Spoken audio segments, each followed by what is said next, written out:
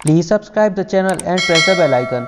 आज हम एनसीईआरटी की किताबों में कक्षा 6 के लिए इतिहास की पाठ्य पुस्तक हमारे अतीत 1 के अध्याय 8 का अध्ययन करेंगे। तो आइए शुरू करते हैं। अध्याय 8, खुशहाल गांव और समृद्ध शहर। आप अपनी स्क्रीन पर इस लड़की की तस्वीर देख सकते हैं जिसका नाम प्रभाकर है। आइए शुरू करते हैं, देखते हैं प्रभाकर की क्या कहानी है। तो प्रभाकर लोहारों को काम करते हुए देख रहा था। एक छोटी सी बेंच पर कुल्हाड़ी और हंसिया जैसे कुछ औजार बेचने के लिए रखे हुए थे। दूसरी ओर भट्ठी जल रही थी। भट्ठी तो आप जानते होंगे। औजार बनाने के लिए दो लोग लोहे की एक छड़ को गर्म कर उसे पीट रहे थे। किसको? छड़ को। प्रभाकर को यह सब देखने में बड़ा मजा आ रहा था। लौह की खदानें हमें कहाँ मिली हैं दोस्तों? तो लौह की खदानें हमें मगध से मिली हैं। मगध की राजधानी पाटलिपुत्र और उधर के राजा महान शक्तिशाली राजा थे अजातशत्रु। ठीक है, आइए अब हम पढ़ेंगे लोहे के औजार और खेती। लोहे के औजार देख लेते हैं। लोहे के औजार कैसे? संसी है आपका, और ये आपकी कुल्हाड़ी है, और ये हंसिया, ये क्या है? लोहे के औजार हैं। और खेती। तो अभी पहले लोहे के औजारों के बारे में देखते हैं। लोहे का प्रयोग आज एक आम बात है। लोहे की चीज़ें हमारी रोज़मर्रा की ज़िंदगी का हिस्सा बन गई हैं। इस उपमहाद्वीप में लोहे का प्रयोग लगभग 3000 साल पहले शुरू हुआ था। याद रखिएगा कि भारत में 3000 साल पहले किसका लोहे का प्रयोग शुरू हुआ था। ठीक है। महापाषाण कब्रों में लोहे के औजार और हथियार बड़ी संख्या में मिले हैं। महापाषाण कब्रें, महापाषाण मतलब महा मतलब बड़ा, पाषाण यानी पत्थर, और कब्रें मतलब तो आप जानते ही हैं। इस चित्र में आप महापाषाण कब्र का एक चित्र देख सकते हैं। ठीक है। इसमें जहाँ पे शव दफनाया जाता था, ये जो चौकोर है यहाँ पे शव दफनाया जाता था, तो जिसका भी शव होता था, अगर उसके सगे संबंधियों में से किसी की मृत्यु होती थी तो सब, ये देखिए आप, ये जगह पे ये पोर्ट होल देख सकते हैं, इधर से उसके सगे संबंधियों को भी इसी कब्र में दफना दिया जाता था। आइए आगे बढ़ते हैं। करीब 2500 वर्ष पहले लोहे के औजार के बढ़ते उपयोग का प्रमाण मिलता है। देखिए 3000 साल पहले से लोहे का उपयोग शुरू हुआ और 2500 साल पहले से क्या हुआ? लोहे का उपयोग बढ़ा। ठीक है। इनमें जंगलों को साफ करने के लिए कुल्हाड़ियाँ, कुल्हाड़ी से पेड़ काटे, जुताई के लिए हलों के फाल शामिल हैं। हल होता है ऐसे आपका, तो हल में यहाँ नीचे फाल लगती है। अध्याय 5 में हमने इन सब के बारे में पढ़ा था। अगर आपने अध्याय 5 नहीं देखा है तो आपको प्लेलिस्ट में सारे वीडियो मिल जाएंगे। आगे बढ़ते हैं। कृषि उत्पादन बढ़ाने के लिए उठाए गए अन्य कदम। ठीक है। कृषि उत्पादन कैसे बढ़ाया गया? पहले तो लोहे की फाल का उपयोग किया गया, उसके अलावा अन्य क्या कदम थे? आइए पढ़ते हैं। समृद्ध गांवों के बिना राजाओं तथा उनके राजाओं का बने रहना मुश्किल था। जब क्या होगा, गांव जो होंगे संपन्न होंगे तभी तो राजाओं को कर मिलेगा समय से, और फिर कर समय से मिलेगा तो सारे काम अच्छे से होंगे। जिस तरह कृषि के विकास में नए औजार तथा रोपाई महत्वपूर्ण कदम थे। नए औजार कैसे? आपने अभी देखा, कुल्हाड़ी, हंसियाओं को। ठीक है। और रोपाई क्या थी? आपको पता है, धान के पहले बीज ऐसे ही बो देते थे और उसके बाद क्या करने लगे, उनकी रोपाई की जाने लगी, फिर उनको फिर अलग से फिर किया जाता है, जैसे आज भी होता है, आपको पता होगा। उसी तरह सिंचाई भी काफ़ी उपयोगी साबित हुई। तो आप देख लीजिए, कृषि के लिए सबसे बड़ी बड़ी चीज़ें क्या हुई? एक तो लोहे की फाल का हो जाना हल के लिए, ठीक है, उसके बाद रोपाई का होना और सिंचाई का होना। ठीक है। इस समय सिंचाई के लिए नहरें, कुएं, तालाब तथा कृत्रिम जलाशय बनाए गए। ठीक है। किस समय? 2500 वर्ष के समय। ठीक है। कृषि उत्पादन जब बढ़ाया जा रहा था। अब देखिए इस चार्ट में तुम्हें सिंचाई से आय परिवर्तन दिखाए गए हैं। खाली स्थानों में सही वाक्य भरो। तो क्या क्या ऑप्शन है? लोगों द्वारा परिश्रम किया गया, किसानों को लाभ मिला क्योंकि अब उत्पादन की अनिश्चितता घटी, घर कर अदा करने के लिए किसानों का उत्पादन बढ़ाना था इसलिए सब काम किया गया, राजाओं ने सिंचाई की योजना बनाई और धन खर्च किया। इनको हमें जमाना है, तो ये देखिए कैसे जमाना है, इसमें जमाना है। तो पहले तो आपका दिया है कि राजा को सेना, महल और किले बनवाने के लिए धन चाहिए होता था, बिल्कुल सही। फिर दूसरा क्या है? वे किसानों से कर लेते थे। तीसरे में क्या आएगा आपका इन चारों में से? तो आपका तीसरे में आएगा कर अदा करना। ठीक है। किसानों से वो कर लेते थे, कौन? राजा लोग, तो वो कर अदा करते थे, यहाँ पे आएगा कर अदा करना, ये वाला आपका। फिर यह सिंचाई से ही संभव था। ठीक है। सिंचाई होगी तो खेती बढ़ेगी। फिर 5वें नंबर में आपका क्या आएगा? तो राजाओं ने सिंचाई की योजना बनाई। देखिए यह सिंचाई से ही संभव था, तो फिर राजाओं ने सिंचाई की क्या करी? योजना बनाई। तो ये आपका आ जाएगा इधर पे 5वें नंबर पे। अब 6वें नंबर पे क्या आएगा आपका? तो 6वें नंबर पे आएगा आपको किसानों को लाभ मिला। ठीक है। ये है आपका, ये किसानों को लाभ मिला, सिंचाई हुई, उत्पादन बढ़ा, फिर किसानों को लाभ मिला, फिर कृषि उत्पादन बढ़ा, राजस्व भी बढ़ गया। फिर 9वें नंबर पे आपका क्या आएगा? तो 9वें नंबर पे आपका क्या बचा है? ये लोगों द्वारा परिश्रम किया गया। ये सब होने के बाद परिश्रम भी तो बनता है, काम नहीं करेंगे तो फिर कैसे मिलेगा। अब आइए आगे बढ़ते हैं। गांवों में कौन रहते थे?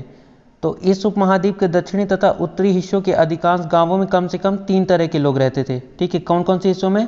हमारे भारत के दक्षिण में तमिल और उत्तरी हिस्सों जैसे गुजरात वगैरह की जगहों पर। ठीक है, कितने तरह के लोग रहते थे? 3 तरह के। कौन कौन से? तमिल क्षेत्र में बड़े भूस्वामियों को वेल्लला, साधारण हलवाहों को उड़वार और भूमिहीन मजदूरों को दास कैडिसियार या आदिमई कहलाते थे। याद रखिएगा, तमिल में 3 लोग रहते थे प्रमुख। भूस्वामियों को वेल्लला बोला जाता, जो बड़े भूस्वामी रहते रहे होंगे। फिर साधारण हलवाहे जो थे, जो हल चलाते थे, उन्हें उड़वार कहा जाता था। और भूमिहीन मजदूरों को, जिनके पास जमीन नहीं होती है, उन्हें कैडिसियार या आदिमई कहलाते थे। और उत्तर में क्या था? तो देश के उत्तरी हिस्से में जो गांव थे, उन्हें गांव का प्रधान जो होता था व्यक्ति, जो आज का मुखिया कहलाता है, वो उस समय उधर ग्राम भोजक कहलाता था। ठीक है, आज के मुखिया होते हैं और उस समय जो होते थे उन्हें ग्राम भोजक कहा जाता था। अक्सर एक ही परिवार के लोग इस पद पर कई पीढ़ियों तक बने रहते थे, जैसे हमने पिछले अध्याय पे पढ़ा था। ठीक है, चंद्रगुप्त, फिर बिंदुसार, फिर अशोक एक दूसरे के पिता पुत्र बन गए, तो इन्हें क्या कहा जाता है? वंश कहा जाता है। ठीक है, जैसा ये आपको बता ही रहा है कि यानी यह पद अनुवांशिक था, जिसके पास ज़्यादा जमीन थी, ठीक है, वो बन गया। ग्राम पूजक के पद पर आमतौर पर गांव का सबसे बड़ा भूस्वामी होता था। साधारणतया इनकी जमीन पर इनके दास और मजदूर काम करते थे। इसके अतिरिक्त प्रभावशाली होने के कारण प्राय राजा भी कर वसूलने का काम किन्हें सौंप देते थे? इन्हीं बड़े मजदूरों को, ग्राम भोजकों को सौंप देते थे। और ये जो ग्राम भोजक हैं, वो कभी न्यायाधीश भी बन जाते थे और कभी पुलिस भी बन जाते थे। इन दोनों का काम भी ग्राम भोजक कर लेते रहे। बड़ा अच्छा था उनके लिए। तो ग्राम भोजकों के अलावा अन्य स्वतंत्र कृषक भी होते थे, जिन्हें गृहपति कहते थे। देखिए, अब याद रखिएगा, गृहपति किन्हें कहते हैं? ग्राम भोजक तो बड़े भूस्वामी तो हो ही गए, लेकिन कुछ अन्य स्वतंत्र कृषक भी थे, जिनके पास खुद की जमीन थी और इतनी थी कि वे स्वतंत्र थे। ठीक है, तो उन्हें गृहपति कहा जाता था। इनमें ज़्यादातर छोटे किसान ही होते थे। ठीक है, ज़्यादा बड़े भी नहीं होते थे, छोटे किसान। इसके अतिरिक्त कुछ ऐसे स्त्री पुरुष थे जिनके पास अपनी ज़मीन नहीं होती थी, ये भूमिहीन होते थे। इनमें दास कर्मकार आते थे, जिन्हें दूसरों की ज़मीन पर काम करके अपनी जीविका चलानी पड़ती थी। अधिकांश गांवों में लोहार, कुम्हार, बढ़ई तथा बुनकर जैसे कुछ शिल्पकार भी होते थे। ये सारे लोग गाँवों में होते थे। ठीक है, अब देखिए प्राचीनतम तमिल रचनाएं। अब तमिल के बारे में बात हो रही है, तो तमिल रचना भी एक कौन सी रचना है? संगम साहित्य। तमिल की प्राचीनतम रचनाओं को संगम साहित्य कहते हैं। ठीक है, याद रखिएगा, संगम साहित्य किसे कहते हैं? तमिल की प्राचीनतम रचनाओं को संगम साहित्य कहते हैं।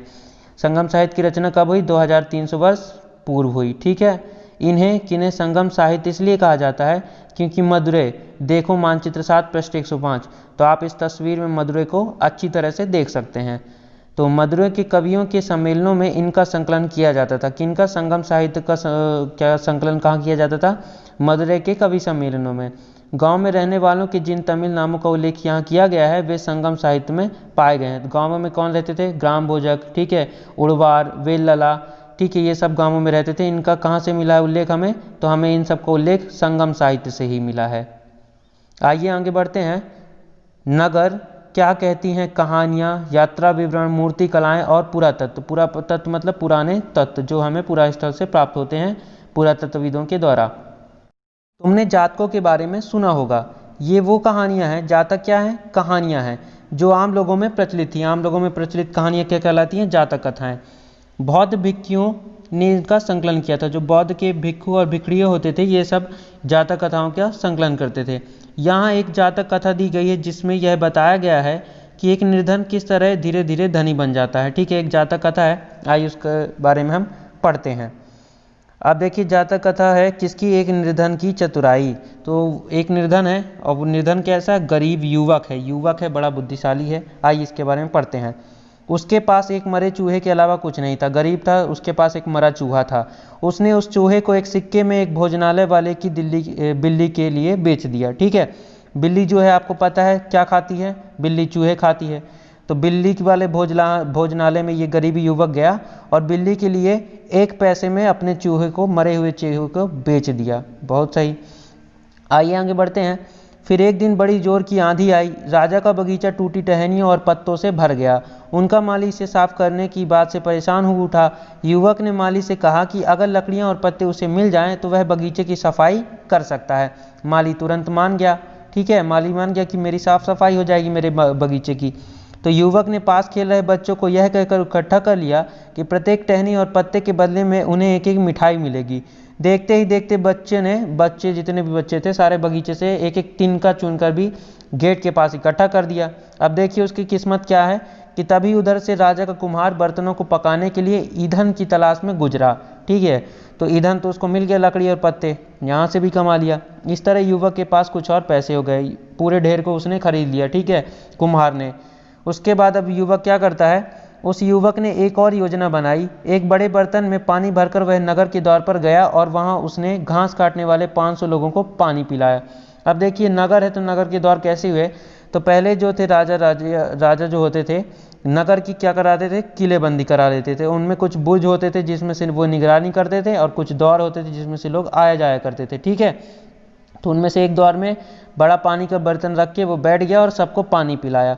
अब किसे उसने पानी पिलाया गरीब युवक ने, तो वे घास काटने वाले थे। ठीक है, और थोड़ी बहुत नहीं, उन्होंने 500 लोगों को पानी पिला दिया था। किसने, आपकी गरीब युवक ने। तो घास काटने वाले क्या हो गए, खुश हो गए। तो खुश होकर कहा उन्होंने, किससे कहा, गरीब युवक से कहा, तुमने हमारे लिए इतना अच्छा काम किया, बताओ अब हम तुम्हारे लिए क्या कर सकते हैं। तो गरीब युवक कहता है, मैं आपको यह तब बताऊंगा जब मुझे आपकी सहायता की ज़रूरत होगी। उसके बाद उसने एक व्यापारी से दोस्ती की। किसने, गरीब युवक ने व्यापारी से भी दोस्ती की। एक दिन उस व्यापारी ने बताया कि कल आने वाले दिन में एक घोड़े का व्यापारी 500 घोड़ों के साथ शहर में आ रहा है। अब घोड़े हैं तो घोड़े को अब क्या चाहिए, घोड़ा का खाएगा, चारा खाएगा। यह सुनकर उस युवक ने उस घास काटने वालों के पास जाकर कहा, कृपया तुम सब एक एक घास का गट्ठर मुझे दे दो और अपनी घास तब तक मत बेचो जब तक मेरी ना बिक जाए। वाह, बहुत दिमाग लगाया। उसने उसे घासों के 500 गट्ठर दे दिए। ठीक है, किसे दे दिए, जो घास काटने वाले थे उसने पानी पिलाने वाले यानी गरीब युवक को 500 गट्ठर घास के दे दिए। ठीक, अब जब घोड़े के व्यापारी को कहीं भी घास ना मिली, अब उसने बोल रखा था कि घास आप तभी बेचिएगा जब मेरी बिक जाएगी। तो जब व्यापारी को कहीं नहीं मिली तो उसने इस युवक की घास 1000 सिक्के में खरीद ली। वाह, ये तो अमीर हो गया, धनी बन गया, 1000 सिक्के मिल गए।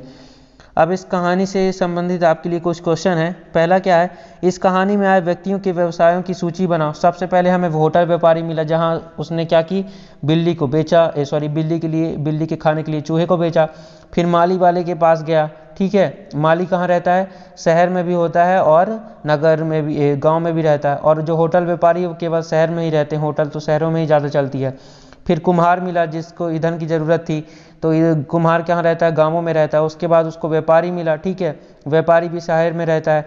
और घोड़े भी मिले उसको, घोड़े का व्यापारी, तो घोड़े का व्यापारी कहाँ रहता है, दोनों जगह रहता है। ठीक है, आइए आपके लिए अगला क्या है कि प्रत्येक के लिए यह तय करो कि वे शहर में, गांव में या फिर शहर तथा गांव दोनों में रहते थे। मैंने आपको बताया कि होटल व्यापारी केवल सिर्फ शहर में रहते थे, माली दोनों जगह रहता है, शहरों में भी और घरों में भी, गांव में भी। कुम्हार जो है गांव में रहता है, व्यापारी शहर में रहता है और घोड़े का व्यापारी कहाँ रहता है, दोनों जगह रहता है। वो तो घोड़े गाँव से ही मिलेंगे, जंगल से मिलेंगे, नगर में आके बेचेगा, तो दोनों जगह रहता है। ठीक है, एक और क्वेश्चन है आपके लिए कि घोड़े का व्यापारी शहर में क्यों आया होगा, तो घोड़े का व्यापारी शहर में घोड़े बेचने आया होगा।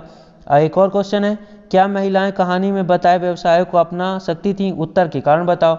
बिल्कुल अपना सकती थीं, जैसे घास काटने का व्यवसाय था वो कर ही रही थी। आइए देखते हैं, प्राचीन नगरों के जीवन के बारे में हमें कुछ अन्य स्रोतों से भी पता चल सकता है। शहरों, गांवों या फिर जंगलों के जीवन से जुड़ी घटनाओं को कलात्मक ढंग से उकेरते हैं। मूर्तिकार लोग जो हैं कलात्मक ढंग से इनको उकेरते हैं। किनको उकेरते हैं, जो शहरों, गांवों में या फिर जंगल से जुड़ी जो भी घटनाएं होती हैं उन्हें पत्थरों पे मूर्तिकार लोग उकेरते हैं। इन मूर्तियों को ऐसी इमारतों की रेलिंग, खंभों या प्रवेश द्वारों पर सजाया जाता था, यहाँ लोग आते थे। आपको ये चित्र मैं दिखाता हूँ, आपको इस PDF में देखिए, ये है चित्र। अब इस चित्र में एक कहानी छुपी हुई है। ठीक है, ये कहानी अब कैसे पता लगा, इस चित्र को हम ध्यान से देखें, ये किसी घटना से ही संबंधित होती थी। ठीक है, आइए पढ़ते हैं। अब ये क्या चित्र है, ये आपका है सांची की मूर्ति कला। तो ये है दिल्ली में मिला वलय कूप है ये। ठीक है, वलय कूप, यहाँ क्या होता था, हड़प्पा में क्या होती थी आपकी, जैसे नालियाँ होती थी वैसे ये इधर घरों में ये वलय कूप बने होते थे। ठीक है, आइए अब हम आगे बढ़ते हैं। अध्याय 5 में वर्णित अनेक शहर महाजनपदों की राजधानी थे। ठीक है, जैसा कि हमने पिछले अध्याय में पढ़ा था, और इन अध्याय में हमने क्या पढ़ा था कि कुछ शहर जो थे परकोटों से घिरे हुए थे। परकोटों से मतलब किलेबंदी उनकी की गई थी, मैंने आपको बताया। जैसा कि तुम ऊपर के चित्र में देख रहे हो, अनेक शहरों में वलयकूप मिले हैं। ठीक है, ये आपको मैंने अभी दिखाया, ये आपका ये वलयकूप है जो दिल्ली में मिला हुआ है। ये वलयकूप होते कहाँ थे? तो गुसल खाने यानी बाथरूम में होते थे, नाली या कूड़ेदान के लिए प्रयुक्त होते थे। ठीक है, इन वलयकूपों का उपयोग क्या था? नाली का और कूड़ेदान का उपयोग था।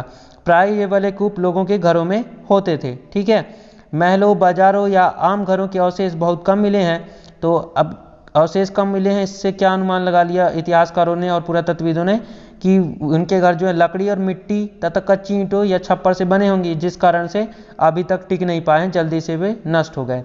भविष्य में पुरातत्वविद इनकी खोज कर सकते हैं, वो भविष्य की बात है। प्राचीन शहरों के बारे में वहां गए नाविकों तथा यात्रियों के विवरणों द्वारा भी पता चलता है। ऐसा ही एक विस्तृत विवरण किसी अज्ञात यूनानी नाविक का है। ठीक है, अब अज्ञात यूनानी का क्या वर्णन है आइए पढ़ते हैं। तो यहाँ पे आपका जिन जिन पत्तनों पर वह गया, कौन अज्ञात नाविक है जो यूनानी, जिन जिन पत्तनों पर वह गया, वह नाविक जिन जिन पत्तनों पर गया उन सभी के बारे में उसने लिखा है। मानचित्र 7 पृष्ठ 105 में भरूच जोड़ो। तो आप इस चित्र में भरूच को देख सकते हैं। अब उसके द्वारा दिए गए वर्णन को पढ़ो। तो उसके द्वारा क्या वर्णन दिया गया आइए हम पढ़ते हैं। तो बेरीगाजा, बेरीगाजा जो है यूनानी नाम है और भरूच जो है अपना देसी नाम है। ठीक है, तो आइए हम बेरीगाजा भरूच की कहानी पढ़ते हैं। तो नाविक ने क्या क्या वर्णन किया है। बेरीगाजा की सकरी खाड़ी में समुद्र से आने वालों के लिए नाव चला पाना बहुत मुश्किल होता था। अब नाव से आते थे, वो पत्तन है समुद्र के किनारे। राजा के द्वारा नियुक्त कुशल और अनुभवी स्थायी मछुआरे ही यहाँ जहाज ला सकते थे। जिनको अच्छा एक्सपीरियंस होता था वही यहाँ तक जहाज ला सकते थे। उन्हें हवा का रुख, बाकी सारे चीज़ें जो जहाज नाव चलाने के लिए जरूरी हैं, वे सभी राजा के अनुभवी और स्थायी मछुआरों को पता होती थी। बेरीगाजा में शराब, तांबा, टीन, सीसा, मूंगा, पुखराज, कपड़े, सोने चांदी के सिक्कों का आयात होता था। इतनी सारी चीज़ों का आयात जो होता था आपके बेरीगाजा के पत्तन में होता था। हिमालय की जड़ी बूटियां, हाथी दांत, गोमेद, कार्नियल, सूती कपड़ा, रेशम तथा इत्र यहाँ से निर्यात किए जाते थे। इतनी सारी चीज़ें यहाँ से निर्यात की जाती थी। कहाँ से? बेरीगाजा से। राजा के लिए व्यापारी विशेष उपहार लाते थे। इनमें चांदी के बर्तन, गायक, किशोर, सुंदर औरतें, अच्छी शराब तथा उत्कृष्ट महीन कपड़े शामिल थे। सारा अयासी का सामान जो था ये व्यापारी लोग राजा के लिए उपहार के रूप में लेकर आते थे। राजा का तो बढ़िया था। अब देखिए क्वेश्चन है, बेरीगाजा से आयात और निर्यात होने वाली चीज़ों की सूची बनाओ। तो देखिए क्या आयात और निर्यात होता था। तो शराब, तांबा, टीन, ये इन सभी चीज़ों का क्या होता था? आयात होता था। और निर्यात किन चीज़ों का होता था? तो जड़ी बूटियों, हाथी दांत, गोमेद, कार्निलिया, सूती कपड़ा, रेशम, इन सभी का निर्यात होता था। अगला क्वेश्चन क्या है आपके लिए, दो ऐसी चीज़ें बताओ जिनका उपयोग हड़प्पा युग में नहीं होता था। तो हड़प्पा युग में आपका घोड़े नहीं थे और ठीक है, और इत्र का भी आयात निर्यात नहीं होता था। इत्र मतलब सेंट जो होता है आज का। ठीक है, आइए अब हम आगे बढ़ते हैं। तो आपको यहाँ आहत सिक्कों के बारे में बताया गया। पहले तो आप आहत सिक्कों को देख लीजिए। आहत सिक्के इस प्रकार होते थे। इनके बारे में जो जानकारी है आइए हम पढ़ते हैं। आहत सिक्के सामान्यतः आयताकार और कभी कभी वर्गाकार या गोल होते थे। आहत सिक्के कितने आकार के होते थे? 3 आकार के। आयताकार के भी होते थे, वर्ग के आकार के भी होते थे और गोल भी होते थे। ठीक है, ये या तो धातु की चादर को काटकर या धातु के चपटे गोलिकाओं से बनाए जाते थे। ठीक है, आहत सिक्कों को धातु की चादरों से बनाया जाता था। इन सिक्कों पर कुछ लिखा हुआ नहीं था, बल्कि इन पर कुछ चिन्ह ठप्पे से बनाए जाते थे। याद रखिएगा, इन्हें आहत सिक्के ही इसीलिए कहा जाता है क्योंकि ठोकर मार के, ठप्पा मार के इन पे चिन्ह बनाया जाता था। ये देखिए कारण है, इसीलिए इन्हें ये आहत सिक्के कहलाए। ये सिक्के उपमहाद्वीप के लगभग, यानी ये सिक्के जो हैं भारत के लगभग अधिकांश हिस्सों में पाए जाते हैं और ईसा की आरंभिक सदियों तक ये प्रचलन में रहे। आइए हम पढ़ते हैं इन सिक्कों के बारे में। सिक्के पृष्ठ 82 पर दी गई कहानी में तुमने देखा कि किस तरह सिक्कों के आधार पर संपत्ति का मूल्यांकन किया गया। तो आपको पता है पृष्ठ 82 पर हमने किसकी कहानी पढ़ी? एक निर्धन की चतुराई के बारे में पढ़ा, जिसके पास चूहा था, चूहे को बेच के कुछ पैसे आए। उसके बाद उसने क्या किया? माली के पास गया और कुछ ईंधन इकट्ठा किया, कुम्हार ने खरीदा। ऐसे करके उसके पास सिक्के ज़्यादा होते गए और जितने ज़्यादा सिक्के होते गए उतने ज़्यादा क्या हो गई? उसकी आर्थिक स्थिति सुधरती गई। आगे क्या है? पुरातत्वविदों को इस युग के हजारों सिक्के मिले हैं। सबसे पुराने आहत सिक्के थे जो करीब 500 साल तक चले। इसका चित्र नीचे दिया गया है। देखिए पहले के जो सिक्के थे 500 साल तक भी चले। इसका चित्र नीचे दिया गया है, आपने चित्र देखा ही है। ये देखिए, ये सिक्के कैसे होते थे? चांदी या सोने के सिक्कों पर विभिन्न आकृतियों को आहत करके बनाए जाने के कारण इन्हें आहत सिक्के कहा जाता था। वही बात बार बार भाई कही गई है, ये सिक्के चांदी या सोने के होते थे। अब देखिए विनिमय के अन्य साधन, विनिमय मतलब एक चीज़ लीजिए एक चीज़ दीजिए। सिक्के के अलावा देखिए जैसे हम आज है, हम कोई भी चीज़ खरीदने बेचने के लिए क्या करते हैं, कोई भी चीज़ लेना है पैसे दे देते हैं, लेकिन पहले क्या होता था, एक सामान दो और एक सामान लो। संगम साहित्य की इस छोटी सी कविता को पढ़ो। तो संगम साहित्य किसे कहते हैं, तो तमिल की प्राचीनतम रचनाएं जिसमें मिलती हैं वो क्या कहलाता है, संगम साहित्य कहलाता है। ठीक है। तो खेतों के सफ़ेद धान गाड़ियों पर लादे जा रहे हैं। कौन, व्यापारी लोग खेतों के जो सफ़ेद दाने गाड़ियों पर लादते हुए चले जा रहे हैं। नमक के लिए लंबे लंबे रास्ते, अब क्यों जा रहे हैं, उन्हें नमक चाहिए। ठीक है। लंबे लंबे रास्ते चांदनी सी सफ़ेद रेत पर परिवार को समेटे, कहीं पीछे छूट न जाएं, परिवार को भी साथ में लिए कहीं पीछे थक कर छूट न जाएं। शहरों से नमक के सौदागरों के यूं चले जाने के सिर्फ सन्नाटा रह जाता है। वो चले जाते हैं शहरों से नगरों की ओर, गांवों से नगरों की ओर चलते हैं और जहां से निकल जाते हैं वहां पे सन्नाटा ही रह जाता है। अब देखिए आपके लिए कुछ दो प्रमुख क्वेश्चन है, तो क्या है, व्यापारी किस चीज़ से इसका विनिमय करते हैं, तो व्यापारी नमक से विनिमय करते हैं। और सफ़ेद धान से खेतों की। वे किस तरह यात्रा कर रहे हैं, तो वे चांदनी रात में और रेत पे अपनी गाड़ी पर यात्रा कर रहे हैं। आइए आगे बढ़ते हैं। नगर अनेक गतिविधियों के केंद्र अक्सर कई कारणों से महत्वपूर्ण हो जाते हैं। ठीक है। जो नगर होते हैं कई कारणों से महत्वपूर्ण हो जाते हैं। उदाहरण के लिए मथुरा, अब जो कारण है वो हम आगे पढ़ेंगे। मथुरा को आप इस चित्र में देख सकते हैं। ठीक है। आइए हम इसके मथुरा के बारे में पढ़ते हैं। तो मथुरा जो है 2500 साल से भी ज़्यादा समय से महत्वपूर्ण नगर रहा है। ठीक है। आज से नहीं है, 2500 साल पहले से ये महत्वपूर्ण नगर है आपका मथुरा नगर। क्यों है, क्योंकि यह यातायात और व्यापार के दो मुख्य रास्तों पर स्थित है। वे दो रास्ते कौन कौन से हैं, पहला रास्ता है उत्तर पश्चिम से पूरब की ओर। ठीक है। उत्तर पश्चिम मतलब आपका उत्तर पश्चिम देखिए ये है, मैंने कई बार आपको बताया, ये आपका उत्तर, ये पश्चिम जो है, तो ये उत्तर पश्चिम हो गया। उत्तर पश्चिम से पूरब की ओर, ये याद रखिएगा। ठीक है। पहला रास्ता आपका क्या है, उत्तर पश्चिम से पूरब की ओर है। और दूसरा रास्ता क्या है, दक्षिण की ओर। ठीक है। उत्तर से दक्षिण की ओर, तो आपका ये ऐसा है, तो ये उत्तर से दक्षिण की ओर। यहाँ पे आपका मथुरा मैप में आपने देखा होगा। तो ये दो प्रमुख रास्ते थे, इसलिए ये दो प्रमुख रास्ते मथुरा से होकर गुजरते थे, जिसके वजह से मथुरा जो है महत्वपूर्ण नगर बना। शहर के चारों ओर किलेबंदी थी, जैसे मैंने आपको पहले भी बताया है। इसमें अनेक मंदिर थे। आसपास के किसान तथा पशुपालक शहर में रहने वालों के लिए भोजन जुटाते थे। ठीक है। व्यापारी लोग इन सभी के लिए भोजन कौन जुटाते थे, किसान। मथुरा बेहतरीन मूर्तियां बनाने का केंद्र था। याद रखिएगा, बेहतरीन मूर्तियां बनाने का केंद्र कहाँ था, तो आपके मथुरा में। लगभग 2000 साल पहले मथुरा कुषाणों की दूसरी राजधानी बनी। तो इन कुषाणों के बारे में हम अगले अध्याय में विस्तार से पढ़ेंगे।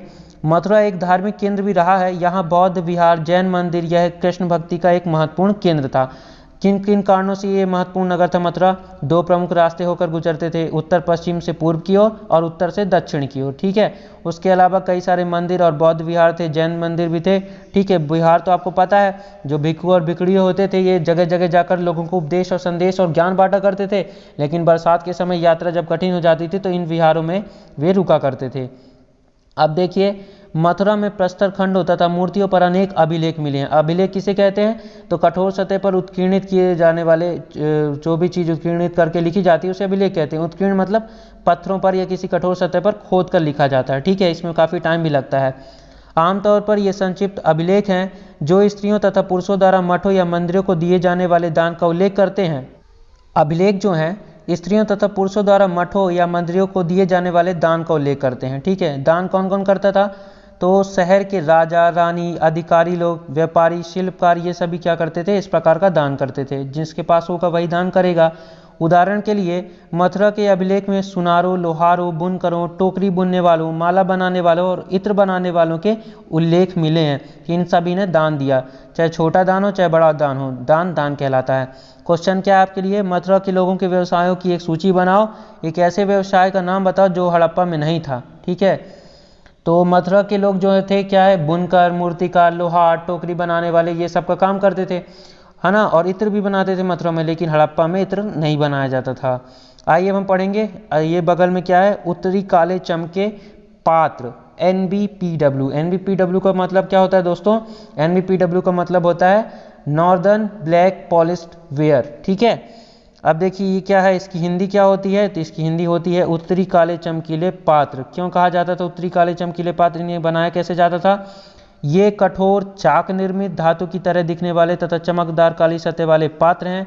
इसे बनाने के लिए कुम्हार मिट्टी के बर्तनों को भट्ठों पर उच्च तापमान पर रखते थे, जिससे परिणाम स्वरूप इन बर्तनों की बाहरी सतह काली हो जाती थी। इन पर एक पतली काली लेप भी लगाई जाती थी जो इस बर्तन को शीशे जैसी चमक प्रदान करता था। ठीक है, आइए आगे बढ़ते हैं। शिल्प तथा शिल्पकार। पुरास्थलों से शिल्पों के नमूने मिले हैं। पुरास्थल किसे कहते हैं? जहां हमें पुरातत्व मिलते हैं। पुरातत्व कौन निकालता है? पुरातत्वविद निकालते हैं। ठीक है, इनमें से मिट्टी के बहुत ही पतले और सुंदर बर्तन मिले हैं जिन्हें उत्तरी काले चमकीले पात्र कहा जाता है। ठीक है, इनमें पॉलिश भी कर दी जाती थी और इतना तापमान में रखा जाता था, इनकी सतह जो है काली हो जाती थी, क्योंकि ये ज़्यादातर उपमहाद्वीप के उत्तरी भाग में मिले हैं। ठीक है, तो अब आपने ये ध्यान दिया है कि उत्तरी ये क्यों लगता है? काले चमकीले पात्र तो हैं, लेकिन उत्तरी क्यों कहा जाता है? इसलिए क्योंकि ज़्यादातर इन लोग उत्तरी महाद्वीप के भाग में मिले हैं। ध्यान रहे कि अन्य दूसरे शिल्पों के अवशेष नहीं बचे होंगे, जैसे कि विभिन्न ग्रंथों से हमें पता चलता है कि कपड़ों का उत्पादन बहुत महत्वपूर्ण था। उत्तर में वाराणसी और दक्षिण में मदुरै इसके प्रसिद्ध केंद्र थे। ठीक है, यहाँ स्त्री पुरुषों दोनों काम करते थे। अच्छी बात थी, स्त्री को भी बराबर कामों में लाया जाता था। अनेक शिल्पकार तथा व्यापारी अपने अपने संघ बनाने लगे थे जिन्हें श्रेणी कहते थे। ठीक है, इनके संघों को क्या कहा जाता था? श्रेणी कहा जाता था। जो शिल्पकार और व्यापारी अपने संघ बनाने लगे थे, याद रखिएगा क्या कहा जाता था? श्रेणी। अभी हम MCQ में और इसी अध्याय के क्वेश्चन में ये पूछा जाएगा। शिल्पकारों की श्रेणियों का काम प्रशिक्षण देना, कच्चा माल उपलब्ध कराना तथा तैयार माल वितरण करना था, जबकि व्यापारियों की श्रेणियों व्यापार का संचालन करती थीं। श्रेणियां बैंकों के रूप में काम करती थी जहां लोग पैसे जमा रखते थे। इस धन का निवेश लाभ के लिए किया जाता था। उससे मिले लाभ का कुछ हिस्सा जमा करने वालों को लौटा दिया जाता था या फिर मठ आदि धार्मिक संस्थानों को दे दिया जाता था। बड़ा अच्छा सिस्टम था पहले का। अब देखिए सूत कातने और बुनने के नियम। तो सूत कातने और बुनने के नियम कहाँ से मिले? हमें अर्थशास्त्र से मिले। अर्थशास्त्र किसकी कृति है? तो अर्थशास्त्र आपके चाणक्य या कौटिल्य की कृति है। कौटिल्य कौन है? तो कौटिल्य जो है चंद्रगुप्त मौर्य की क्या थे? महामंत्री थे। और ये जो अर्थशास्त्र आपकी कौन सी भाषा में लिखी गई है? तो आपकी अर्थशास्त्र जो है संस्कृत भाषा में लिखी गई है। और किस क्षेत्र में लिखी गई है? तो यह आपके क्या राजनीति के क्षेत्र में लिखी गई है। अध्याय 7 में अर्थशास्त्र का उल्लेख किया गया है। पिछले अध्याय में ही मैंने बढ़ाया था। इसमें वर्णन किया गया है कि किस प्रकार एक विशेष पदाधिकारी के देखरेख में कारखानों में सूत की कताई और बुनाई की जाती थी। ऊन, पेड़ों की छाल, कपास, पटुआ तथा सन को तैयार करने के काम में विधवाओं, सक्षम अक्षम महिलाओं, भिक्षुणियों, वृद्धा वेश्याओं, राजा की अवकाश प्राप्त दासियों, सेविकाओं और अवकाश प्राप्त देवदासियों को लगाया जाता था। जो बड़ी दासी थी, छोटी दासी थी, सभी को काम में लगा देते थे। इन्हें इनके काम के और गुणवत्ता के अनुसार पारिश्रमिक देना चाहिए। बिल्कुल, जितना काम करती है उतना उन्हें पैसे भी देना चाहिए। जिन महिलाओं को बाहर निकलने की अनुमति नहीं है, वे अपनी दासियों को भेजकर कच्चे माल को मंगवा सकती हैं और फिर तैयार माल उन्हें भिजवा सकती हैं। अच्छी व्यवस्था थी। वे औरतें जो कारखाने तक जा सकती हैं, उन्हें अपना माल कारखाने तक तड़के ले जाना पड़ता था। तड़के मतलब सुबह ही, बहुत सुबह ही। ठीक है, जहां उन्हें पारिश्रमिक मिलता था और उन्हें जहां से वे कच्चा माल ले जाती थी वहीं से उन्हें क्या मिलता था? उनका काम करने का परिश्रम का दिया जाता था। इस समय माल को अच्छी तरह जांचने के लिए रोशनी रहती है। सुबह अच्छी रोशनी रहती है। अगर निरीक्षक उस औरत की तरफ देखता है, अगर आनाकानी करता है, छेड़खानी तो और इधर उधर की बातें करता है, तो उसे सजा मिलनी चाहिए। बिल्कुल मिलनी चाहिए। अगर औरतों ने अपना काम पूरा नहीं किया तो उसे जुर्माना देना होगा। अगर औरतों ने भी अपना काम नहीं किया तो जुर्माना देना होगा, और जुर्माना नहीं है तो उनका अंगूठा भी काट लिया जाता था। ये गलत होता था, अंगूठा तो नहीं काटना चाहिए। अब क्वेश्चन है आपके लिए, पहला क्वेश्चन है, उन महिलाओं की सूची बनाओ जिन्हें निरीक्षक नियुक्त कर सकता था। तो निरीक्षक किन्हें नियुक्त कर सकते थे? किन किन लोगों को? तो आप यहाँ देख सकते हैं इधर, विधवाओं, सक्षम अक्षम महिलाओं, भिक्षुणियों, वृद्धा वेश्याओं, राजा की अवकाश प्राप्त दासियों, सेविकाओं और अवकाश प्राप्त देवदासियों को भी इन सब कामों में लगाया जाता था। ठीक है, अब क्या काम करने के दौरान महिलाओं को मुश्किलें झेलनी पड़ती थी? तो काम करने के दौरान यही मुश्किल होती थी कि अगर जुर्माना देना होता था, अगर काम पूरा नहीं किया, उनका अंगूठा भी काट लिया जा सकता था। ये सारी क्या होती थी? परेशानियां होती थी। आइए आगे बढ़ते हैं। सूक्ष्म निरीक्षण अरिकामेडु। ठीक है, मानचित्र 7 पृष्ठ 105 में अरिकामेडु पुदुचेरी में ढूंढो। तो आप इस चित्र में अरिकामेडु को देख सकते हैं। ये एक महत्वपूर्ण पत्तन था। ठीक है, अब यहाँ क्या होता था, आइए पढ़ते हैं। पृष्ठ 88 में रोम के बारे में दी जानकारी को पढ़ो। तो पृष्ठ 88 में ये रोम की जानकारी दी हुई है, इसके बारे में हम बाद में पढ़ेंगे। आइए देखते हैं क्या है कि लगभग 2200 से 1900 साल पहले अरिकामेडु एक पत्तन था। यहाँ दूर दूर से आए जहाज़ों से सामान उतारे जाते थे। ठीक है, यहाँ ईंटों से बना एक ढांचा मिला है जो संभवतः गोदाम रहा होगा। यहाँ भूमध्य सागरीय क्षेत्र के एम्फोरा जैसे पात्र मिले हैं। इनमें शराब या तेल जैसे तरल पदार्थ रखे जा सकते थे। ठीक है, इन गोदामों में ऐसी चीज़ें रखी जाती थी। इनमें दोनों तरफ से पकड़ने के लिए हत्थे लगे हैं। साथ ही यहाँ एरेटाइन जैसे मुहर लगे लाल चमकदार बर्तन भी मिले हैं। ठीक है, इनमें मुहर लगी हुई थी एरेटाइन जैसी। इन्हें इटली के एक शहर के नाम पर एरेटाइन नाम पात्र के नाम से जाना जाता है। अब याद रखिएगा एरेटाइन क्यों कहा जाता है, ये एक नाम है, इटली में एक शहर है। ठीक है, इस वजह से एरेटाइन पात्र का नाम पड़ गया आपके। इसे मुहर लगे साँचे पर गीली चिकनी मिट्टी को दबाकर बनाया जाता था। अब आइए आगे बढ़ते हैं। कुछ ऐसे बर्तन भी मिले हैं जिनका डिजाइन जो है रोम के जैसा है, लेकिन वो बनाए अपने उपमहाद्वीप भारत में ही गए थे। डिजाइन रोम के जैसा बनाया गया भारत में। यहाँ रोमन लैम्प, शीशे के बर्तन तथा रत्न भी मिले हैं। साथ ही छोटे छोटे कुंड भी मिले हैं जो संभवतः कपड़े की रंगाई के पात्र रहे होंगे। अब छोटे छोटे कुंड है जो, तो उनमें क्या करा जाता था, कपड़ों की रंगाई की जाती थी। यहाँ पर शीशे और अर्ध बहुमूल्य पत्थरों से मनके बनाने के पर्याप्त साक्ष्य मिले हैं। कहाँ मिले हैं आपको, भारत में, रोम में। कहाँ, अरिकामेडू में। ठीक है, अब आपके लिए एक क्वेश्चन है। क्वेश्चन क्या है, रोम के साथ संबंध दर्शाने वाले साक्ष्यों की सूची बनाओ। तो रोम के साथ संबंध दर्शाने के लिए आपके लिए 3 तर्क हैं। पहला कि भूमध्य सागरीय क्षेत्र के एम्फोरा जैसे पात्र हमको यहाँ पर मिले हैं। दूसरा क्या है कि एरेटाइन जैसे मुहर लगे चमकदार बर्तन भी मिले हैं। एरेटाइन क्यों बोला जाता है, एरेटाइन पात्र क्यों, क्योंकि रोम के एक शहर का नाम एरेटाइन है। तीसरा तर्क क्या है कि रोमन लैम्प, शीशे के बर्तन। ठीक है, ये रोमन लैम्प, शीशे के बर्तन, ये सभी रत्न क्या हमें यहाँ अरिकामेडू में मिले हैं। अब आपके सामने ये अभिलेखित मिट्टी का बर्तन है। ये क्या लिखा है कि कई बर्तनों पर ब्राह्मी लिपि में अभिलेख मिले हैं। प्रारंभ में तमिल भाषा के लिए इसी लिपि का प्रयोग किया जाता था, इसलिए इन्हें तमिल ब्राह्मी अभिलेख कहा जाता है। मैंने आपको नए प्रश्न नए विचार नामक अध्याय में पढ़ाया है कि ये जो ब्राह्मी लिपि है, इसी में से आपकी देवनागरी, बंगाली और तमिल ये सारी लिपि निकलती हैं। अब अन्यत्र आप खुद पढ़ लीजिए। मैंने आपको बताया जब भारत में कुछ चीज़ें घटित हो रही थी तब अन्य जगह क्या हो रहा था, ये आप पॉज करके वीडियो को पढ़ सकते हैं। अब आपके लिए क्वेश्चन है। क्वेश्चन क्या है, ये बड़े खुले रंग मंडल, एम्फी थिएटर और जलवाही सेतु इतने दिनों तक कैसे बचे रहे। तो इसका कारण क्या है, इतने दिनों तक बचे रहे, कारण ये है कि ये जो सेतु हैं, बड़े बड़े पुल हैं, इनको जो बनाया गया है, ये इंजीनियर जो थे बहुत उत्तम थे और इन्हें बनाने के लिए जिन चीज़ों का उपयोग किया गया है वे भी बहुत उत्तम थी, इसलिए ये इतने मौसमी परिवर्तन होने के बाद भी आज तक अस्तित्व में हैं। आइए आगे बढ़ते हैं। आओ याद करें, हम पढ़ेंगे, इसको सॉल्व करते हैं। आओ याद करें। पहला क्वेश्चन है खाली जगहों को भरो। तो का नंबर है, तमिल में बड़े भूस्वामियों को क्या कहा जाता था दोस्तों, तो तमिल में बड़े भूस्वामी को वेल्लाला कहा जाता था। दूसरा है ग्राम भोजकों की जमीन पर प्राय खालिस्तान द्वारा खेती की जाती थी। तो ग्राम भोजकों की जमीन पर कौन खेती करता था, दास और मजदूर, और जिसके पास भूमि नहीं होती थी, भूमिहीन जो होते थे, वे सब क्या करते थे, ग्राम भोजकों की जगह पर काम करते थे, ग्राम भोजकों की खेतों पर। तीसरा है तमिल में हलवाहों को क्या कहा जाता था, तो तमिल में हलवाहों को क्या कहा जाता था, उड़ुवार कहा जाता था। चौथा क्या है, अधिकांश गृहपति क्या होते थे, जो हैं स्वतंत्र और छोटे भूस्वामी हुआ करते थे। जो गृहपति होते थे, गृहपति किन्हें कहा जाता था, जो स्वतंत्र होते थे और छोटे होते थे, मतलब उनके पास ग्राम भोजकों की तरह जमीन नहीं होती थी। दूसरा क्वेश्चन क्या है आपका, दूसरा क्वेश्चन है ग्राम भोजकों के काम बताओ, वे शक्तिशाली क्यों थे। तो ग्राम भोजक के पद पर आमतौर पर गांव का सबसे बड़ा भूस्वामी होता था। साधारणतः इनकी जमीन पर इनके दास और मजदूर काम करते थे और भूमिहीन लोग भी। इसके अतिरिक्त प्रभावशाली होने के कारण जो राजा होते थे कर वसूलने का काम भी इन्हें ही सौंप देते थे। और इसी अध्याय में हमने क्या पढ़ा कि पुलिस और न्यायाधीश का काम भी कौन कर लेता था, ग्राम भोजक ही कर लेते थे। अब तीसरा क्वेश्चन है गांवों तथा शहरों दोनों में रहने वाले शिल्पकारों की सूची बनाओ। तो गांवों और शहरों में दोनों जगह कौन कौन लोग रहते थे, तो आपके बढ़ई, बुनकर, कुम्हार, सुनार, मूर्तिकार, शिल्पकार, ये सभी लोग कहाँ रहते थे, गांवों और शहरों दोनों जगहों पर रहते थे। अब देखिए चौथा है आपका सही जवाब ढूंढो। का नंबर, वलय कूप का उपयोग किस लिए होता था, तो जल निकासी के लिए वलय कूप का उपयोग किया जाता था। ठीक है, आपके आहत सिक्कों का उपयोग किसके बने होते थे, वे चांदी के बने होते थे।